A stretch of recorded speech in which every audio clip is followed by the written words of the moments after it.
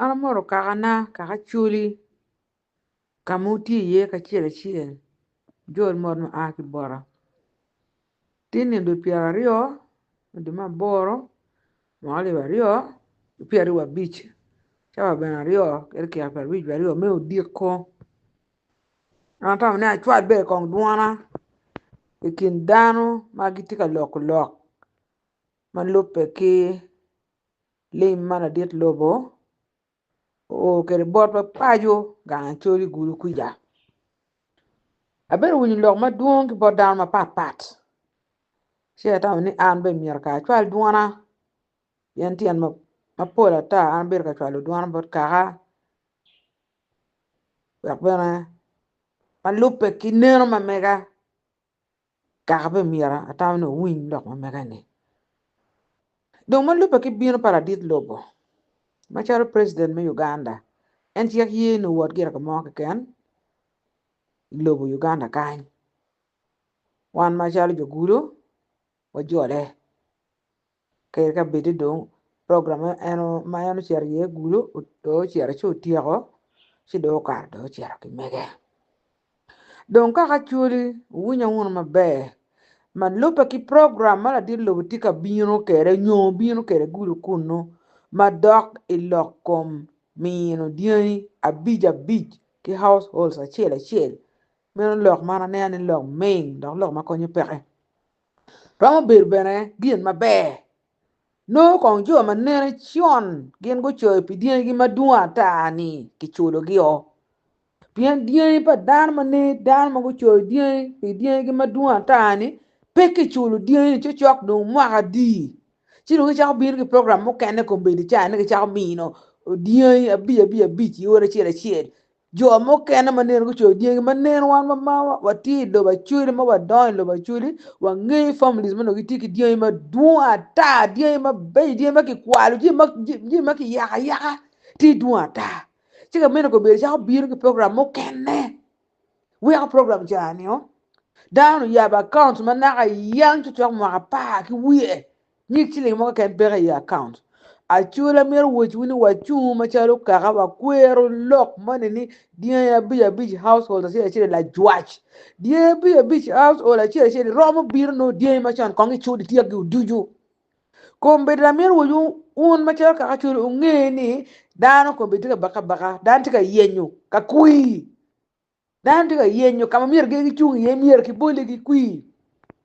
dok begin en ngoma tie no nene ki chiego lok ki bat ni ki bichulo die ka dano before the general election mo bitime do ma chiel mo ali wario ki pi ario we bichiel erni no nene ki chiego lok ko meno ma te kada da mando ki wai ni finance gi en mo cha do bichiel no die pa dano ma nene gi ngo ki bichulo die ni no dujo donga mente mi Uganda nene char ko bergu no ni die ni do ke chule don gina ki tie atoni general me Uganda ti ko kaptio kamiyo kila dit lobo program bu kene ma parata ma is very parallel ki ngoma no nene gamento ye ni ki chak mino diei household a chiel diei bija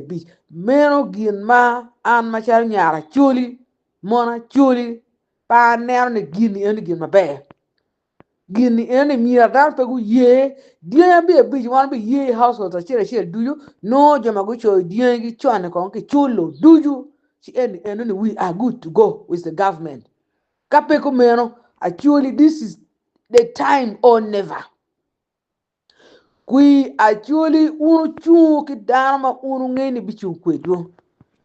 Meno ma block ki kom diang eno peo ye gamente uchul dien pa dama nene gien gu choy pi dien gi chonni ki ketien ya account du dano ya butie ye duju ki chul eno ni ho ka dogo tam ni mi bonus mo kene dog household ka chire du ber gu kate go mi ma bene ki tim ma pia ki o general elections un be mi pedo bene ber mi cha du no beru ka kuor lo ka kuar cha du ki bot mente you should stand your ground ma charo ka actually it is now or never meno lokom diang ka wena du ki lokom balalo kom be de machalo actually kai nena mot inoni gil baro lanya gen ki honorable dongato ken ya chole magiti ka lok ma tek ilo kombalalo ni balalo o despite the fact that what take executive order number 2 bana dillo mio MPs won't kwere ministers pa chole won't kwere mun lingo ni tik kai ne chal madar ma chal doctor mona ni kritika chunkere ko ma chole kon kai ne atama nyo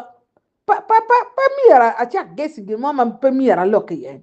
ane adan ma cha doctor man pe kwanyo wa fom mi cher ka chu ti mer ka yele mi neno ni balalo miera gen gu ki lo ba chuli endo dan wa ma cha lo MPs me achuli pa winyu ngado mo ma gu kati ka teno kwot ki doctor mona nyo ministers ma si lo chi ma gu kati ka bir ka teno kwot ki doctor mona kun ki waji ni mer ni enough is enough balalo ni miera gu ki ngom pa chuli gu cher don ka na en dog gina me mier an wochi wo waja kui wan to cher do kui enko o red gi duju without any fear or favor joni ndo be chwal ki kwene biene ko unge ko ngo ma ti me mier unge ma tek ni un wi chwal joni eno ni do gin ko bini parliament ngom dong pio forever and ever onen gi eno MPs eno magiti parliament ko bedini ministers magiti parliament eno ni warora chan gi kono gi kwanyo duju because no mi ne gin good ten quote ki doctor mana wora gago la tikana chule makwiri gin ko be ya ko o lanya gil ba ken ko lanya is the only MP mati parliament o donga to is MP outside parliament like some of us do want to winye to twan but tika chungi no mi ne tika mako quote pe chuli edu wonjo mo ken o link tik wa gino mo tika lok pe chuli peke an me winu ki na kata wai ma tek ilo kompero ba chuli ma wana ti ye ma chara chuli ka chuli wati pero ma let dok pero ma dira da ki chuli MPs ma me go fail in one li Paris the very ben modo en chili million a chile ne kata lo ye ma tek mo ba wan ko be wan chana da dani awai un MPs poro ma char ko o lok en waki met chilling ma megwa e parliament bien wan ma char ka chuli wa bir I mo apiera rio we are rio mo pa kon weki met ki down chilling poro cher ka chungi flow of parliament ni woji ni at least unene ka Uganda long dan ka no chilling million che wan ma chara chuli ki mi ki down million abija beach konko we all kon down because no ma mi ne ka mero team ki wana chuli mo be company down ki kam ki chingi no ka mero po kon ya chuli gino mo ka ken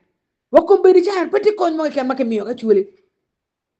mamir chak nen log en ma teka da don konyi en ni ma koni ni mamir chak nen ke mi ko ngachul mir do tele men ne ken ya kana chul mir ngo mamir wo chu en nge ma be o mir wo no tele men ne ken pien tele ma chone peti ngato mo ma bi cher wa ke gamente ni wan ne ro be mon peki ko ni jo wa dan ki kan wala bon gino mo dan chiao dan dok charo bu cher chao tongo ka bi chako berie